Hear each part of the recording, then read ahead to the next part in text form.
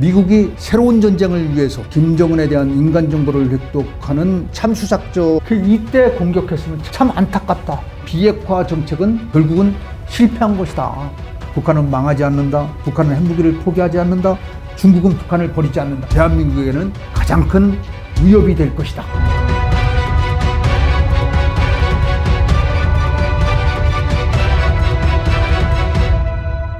진짜 위기는 아직 오지 않았다. 자, 진짜 위기는 어떤 것이냐, 어떤 모습이냐. 북핵 능력은 계속 고도화될 것이다. 북한 위협의 신뢰성을 확보하는 것. 다량의 ICBM이 배치되는 그런 모습. 3,000톤, 4,000톤급의 SABM을 장착하고선 그 능력을 확보하는 것. 전술핵을 확보하는 것. 4차 북핵 위기가 2024년에 올 수도 있고 2026년에 올 수도 있지만 이런 조건이 만족했을 때 미국의 반응이죠. 미국의 반응. 제가 보는 대단히 중요한 포커스는 우리가 소위 말하는 참수작전이라는 능력을 미국은 군사적 움직임을 상당히 많이 하고 있거든요. 작년도에 MQ-9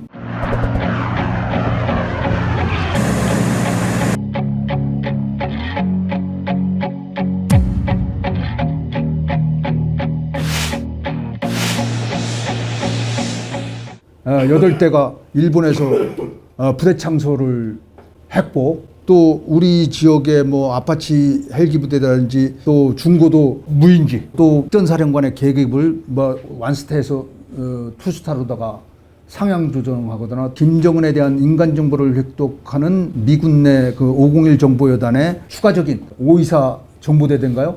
그런 것도 창설하고, 미국이 새로운 전쟁을 위해서 새로운 위협에 대한 준비를 2, 3년 내에 급격히 진행하고 있다. 미국은 그런 군사적 행동을 할 수 있는 그런 준비도 병행하고. 저는 군인으로서 94년에 영변 폭격해 클린턴이 백악관 웨스트 윙에서 오시라크 옵션, 1981년에 이스라엘이 그 이라크 원전을 그냥 소리 없이 F-16 16대인가 14대가 쭉 가갖고 한 3, 4초 만에 그냥 원전을 초토화시키고 싹.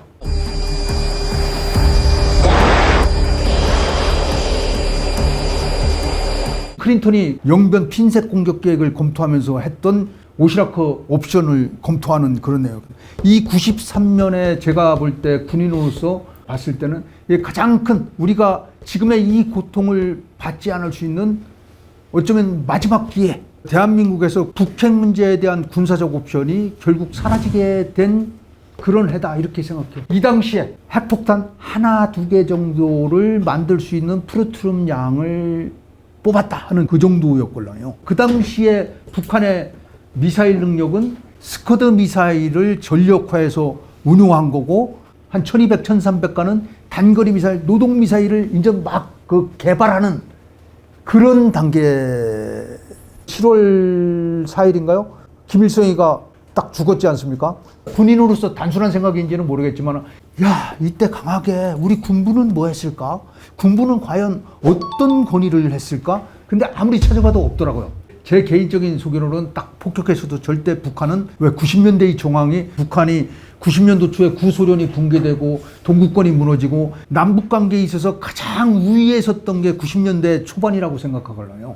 공산권이 지금 무너지는 단계에 있었고, 북한 자체는 하여간 그 고난의 행군해갖고 소위 말해서 200만 명이 죽었네, 300만 명이 죽었네 하는 그런 시기였고, 김영삼 대통령께서 60만 대군은 절대 영변에 포탄이 떨어지는 것을 용서하지 않을 것이다 해갖고 65만 우리 군대 한 사람도 이 전장에 끼어들지 못하도록 통수권자로서 그렇게 하겠다. 이때 공격했으면 참 안타깝다.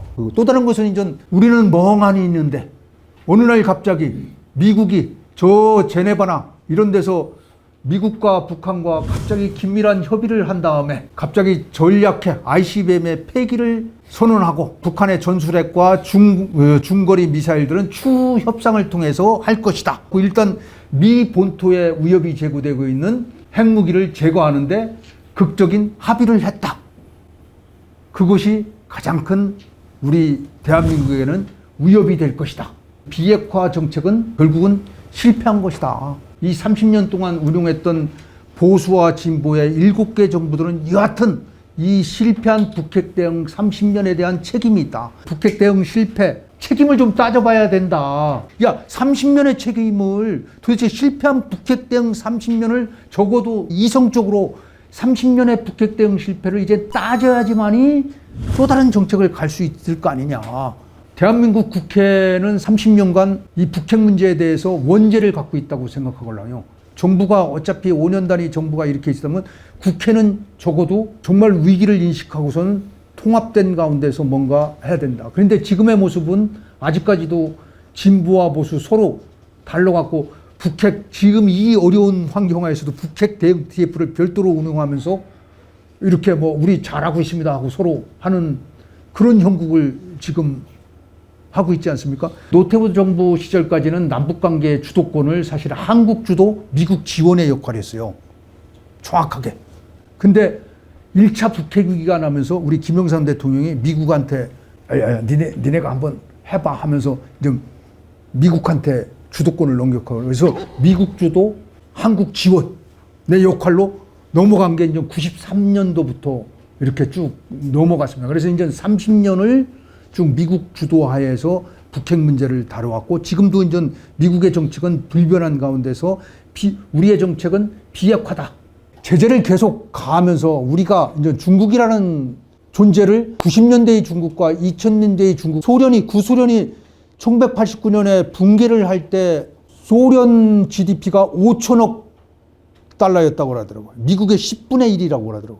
그래서 지금 중국은 대략 18조 달러, 미국은 5조 달러. 세계 1, 2위의 경제 대국이 미중 신냉전의 상태가 23조, 18조. 그러면 중국은 미국과 대등한 경제 관계를 유지하면서 결국 북한의 백그라운드에서 영향을 발휘할 것이다. 자, 그러면 이런 세계 2위의 경제 대국, 1400km의 국경선, 제재는 효과적으로 앞으로 계속한다고 해서 발휘될 것인가? 그래서 이 대북 제재는 북한 비핵화를 위한 최상의 옵션인가에 대한 퀘스천에 대해서 글쎄, 노.